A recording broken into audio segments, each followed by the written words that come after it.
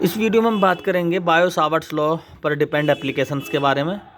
तो हमारी पहली एप्लीकेशन है magnetic field due to infinite long current carrying wire. तो बहुत इंपॉर्टेंट टॉपिक है और ये हमारे पास कोई infinite long current carrying wire है। तो अभी हमने इसको जो इसका पोर्शन काउंट कर रहे हैं हम ए और बी पोर्शन डायग्राम में दिखाया गया है, क्योंकि इनफाइनाइट लॉन्ग पॉसिबल नहीं होता बनाना। तो केवल ए बी इस डायग्राम में तो फाइनाइट लेंथ ही दिख रही है इसकी। तो ये ए बी एक वायर है। तो देखो जैसे हम φ1 और φ2 एंगल पी पॉइंट पर बना रहे हैं, ये जहाँ पर हमें मैग्नेटिक फील्ड की वैल्यू फाइंड करनी है। तो अगर हम φ1 और φ2 एंगल्स की वैल्यू को इंक्रीज़ करें तो ये जो अप्रोच करेगा, अगर φ1 की वैल्यू को बढ़ाएं हम, तो देखो ये बढ़ाते हैं तो ये यहाँ पर आ जाता है तुरंत ही, ये यहाँ पर अप्रोच करता है, इसकी ये वैल्यू बढ़ जाती है, लेंथ बढ़ जाती है इस वायर की। और थोड़ा सा और φ1 को मैं और बढ़ाऊँ तो ये इस तरह से लेंथ और ज़्यादा बढ़ जाएगी इसकी। तो φ1 बढ़ रहा है, बढ़ते बढ़ते जिस कंडीशन में 90 डिग्री पे हो जाएगा ये φ1, ये कंडीशन, तो उस कंडीशन में ये इनफाइनाइट लॉन्ग वायर होगा। तो हम फाइनली एक्सप्रेशन के लास्ट में हम इस एंगल को 90 डिग्री करेंगे तो वो कंडीशन इनफाइनाइट लेंथ के वायर की ही बन जाएगी। ठीक है, तो फिलहाल हमने यही कंडीशन ले रखी है, ये वाली कंडीशन यहाँ पर φ1 एंगल है। ठीक है, ये कंडीशन φ1 एंगल के लिए रखी है। तो फिलहाल हम इसको मिटा देंगे, हम ऑब्वियसली मान लेंगे कि 90 डिग्री के केस में हमारा वायर इनफाइनाइट लॉन्ग हो जाएगा। तो हमें फ़िलहाल बायो सावर्ट्स को अप्लाई करके बायो सावर्ट्स लॉ को अप्लाई करके यहाँ पर हमें मैग्नेटिक फील्ड फाइंड करना है। तो उसका एक ही तरीका है कि हम छोटा सा एक लाइन सेगमेंट बना ले DL, और DL की डिस्टेंस यहाँ से कितनी है, स्मॉल r। तो कुछ यहाँ पे हमें ऐसे मानना पड़ेगा, इसके DL लेंथ के अपर सिरे से, और यहाँ पर है ये लोअर सिरा, ये। तो ये छोटा सा DL एलिमेंट, जब हम यहाँ पर एंगल ही शो कर रहे हैं P पॉइंट से वायर के पॉइंट्स का, तो यहाँ पर ये एंगल हम मान लेंगे d एंगल बनाया है इसने, d एंगल। और ये जो एंगल है ये है फाई, इसकी डिस्टेंस r, बहुत इनमें कुछ ज़्यादा डिफरेंस नहीं है, तो ये r ही है। ठीक है, ये डिस्टेंस भी r ही है। तो DL लाइन सेगमेंट की वजह से मैग्नेटिक फील्ड फाइंड करना है P पॉइंट पर, तो सीधा फॉर्मूला अप्लाई करेंगे, B = μ0 upon 4π IDL sine theta upon r²। Clear.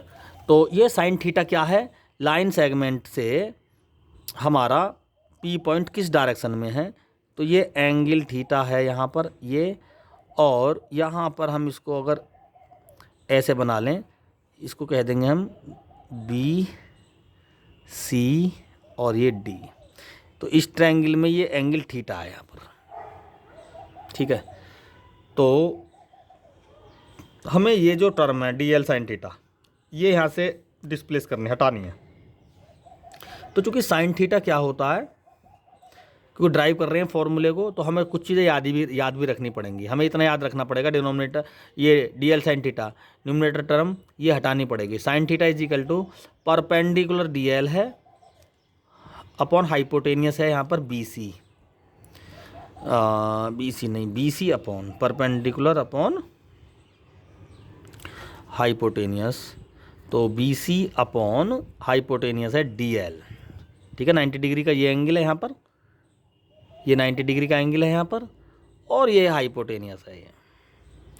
तो यहाँ से BC बराबर आ जाएगा DL साइन थीटा। तो DL साइन थीटा के प्लेस पर BC लिख देंगे हम यहाँ पर। तो B = μ0 4π IBC अपॉन r²। बस ये याद रखना है, न्यूमरेटर टर्म यहाँ पर डिस्प्लेस की थी तो यहाँ पर भी डिस्प्लेस करनी है। ठीक है, तो BC को कैसे डिस्प्लेस करें, देखो d जो होता है वो BC अपॉन r से डिफाइन हो जाएगा। d angle arc upon radius, r radius का काम कर रही है, BC आर्क का काम कर रही है। ठीक है, तो BC के प्लेस पे लिख देंगे r d। नेक्स्ट लाइन में B = μ0 अपॉन 4 पाई, और बी सी के प्लेस पे लिख देंगे r d phi upon r square. यहाँ पर ये कैंसिल आउट हो गया। अब जो करेंगे डिस्प्लेस, हम डिनोमिनेटर टर्म को आर को डिस्प्लेस करेंगे। वो कहाँ से करेंगे, यहाँ पे देखो ज़रा, phi is equal to cos phi is equal to base A है, यहाँ पर 90 डिग्री है अगर, तो ये बेस ए हो गया और आर हो गया इसका हाइपोटेनियस। ठीक,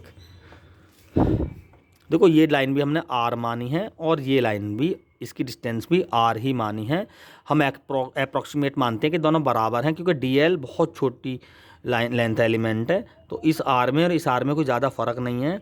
और यहीं से हमने एंगल्स, ये जो फाई 1 फाई 2 डी फाई और यहाँ पर भी फाई एंगल मान लिया, इन एंगल को डिफ्रेंशिएट करने के लिए ही हमने थोड़ा सा डी एल लेंथ एलिमेंट पे एक ही लाइन ना खींच के 2 लाइन बनाई हैं, तो जिससे हम एंगल को डिफ्रेंशिएट फॉर्म में ले आए। ठीक है, तो cos phi is equal to a upon r हो गया, तो आर इज इक्वल टू यहाँ से ए अपॉन कॉस फाई, तो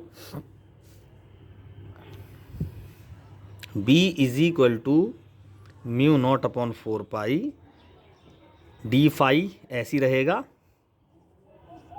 और नीचे है आर का, आर की value a upon cos pi, तो ए अपॉन कॉस पाई, इसलिए मैं इसको यहाँ पे लिख रहा हूँ। ठीक है, अब cos phi D phi integration form आ चुकी है। हमें इंटीग्रेशन करना है इस पॉइंट से लेकर और अपर पॉइंट की लिमिट से, फाई 1 से लेकर फाई 2 तक। ठीक है, तो इसी डिस्टेंस को हमने एंगुलर डिस्प्लेसमेंट से शो कर रखा है, तो यहाँ पर लिमिट लग जाएंगी माइनस फाई 1 से लेके प्लस का फाई 2। माइनस क्यों लिया हमने, लोअर लिमिट, रेफरेंस पॉइंट ये है हमारा। ठीक है, ये रेफरेंस है, इसके नीचे वाला जो जितने भी एंगल्स होंगे वो नेगेटिव है और इसके ऊपर वाले पॉजिटिव, तो हम यहाँ पर लेंगे माइनस फाई 1 से लेके प्लस फाई 2 तक, ये लिमिट लेंगे इसकी। ठीक है, अब नेक्स्ट टर्म में इसका हम इंटीग्रेशन कर देंगे, b is equal to mu naught upon 4 pi और cos phi D phi. Cos phi का क्या हो जाता है इंटीग्रेशन, साइन फाई, और a को बाहर ही ले लो, तो साइन फाई इंटीग्रेशन हो गया, और लिमिट होगी माइनस फाई 1 से लेके फाई 2। अब अगली टर्म में हम लिमिट रख लेंगे simple, mu naught upon 4 pi a और sine phi 2 plus sine phi 1, क्योंकि माइनस है ना, तो लोअर लिमिट माइनस होती है, तो माइनस पहले ही है, तो ये प्लस हो जाएंगी, साइन फाई 2 अब प्लस साइन फाई 1। ठीक है, sine phi 2 plus sine phi 1 हो गया। अब ये हो गया हमारा जनरल फार्मूला बी का, मैग्नेटिक फील्ड का, जिसकी वैल्यू लिख सकते हैं हम यहाँ से, b is equal to mu naught upon 4 pi, I भी है भाई कहीं पे लिखा हुआ है, यहाँ पर आई छूट गया शायद, तो म्यू नॉट आई लिख लेते हैं यहाँ पर भी। ठीक है, और यहाँ पर भी, तो म्यू नॉट ये लिख लेंगे फाइनल फार्मूले को, mu naught I upon 4 pi a sine phi 1 plus sine phi 2, ये जनरल फार्मूला आ गया। अब हम इसको इनफाइनाइट कैसे बनाए, स्टार्टिंग में हमने बताया था फाई 1 एंगल को भी सीधा कर दें, अगर ऐसा कर दें हम इस लाइन को, इस वाली लाइन को सीधा कर दें, तो ये 90 डिग्री बन जाएगा, और इस कंडीशन में इसकी लेंथ इनफाइनाइट को अप्रोच कर जाएगी, तो for infinite long wire, phi 1 और फाई 2 कितना हो गया 90 डिग्री, तो साइन 90 की वैल्यू 1, और यहाँ पे साइन 90 की वैल्यू 1 और 1 क्या हो जाएगा 2 हो जाएगा, और ये फॉर्मूला बन जाएगा कुछ इस तरह से, b is equal to mu naught I upon 4 pi a into 2 से a 2 कैंसिल हो गया, तो फॉर्मूला बना mu naught upon 2 pi I upon a। यह है स्ट्रेट लॉन्ग वायर की वजह से किसी डिस्टेंस पर मैग्नेटिक फील्ड की वैल्यू, जो करंट आई के डायरेक्टली प्रोपोर्शनल होती है और डिस्टेंस के इन्वर्सली प्रोपोर्शनल होती है। Thank you.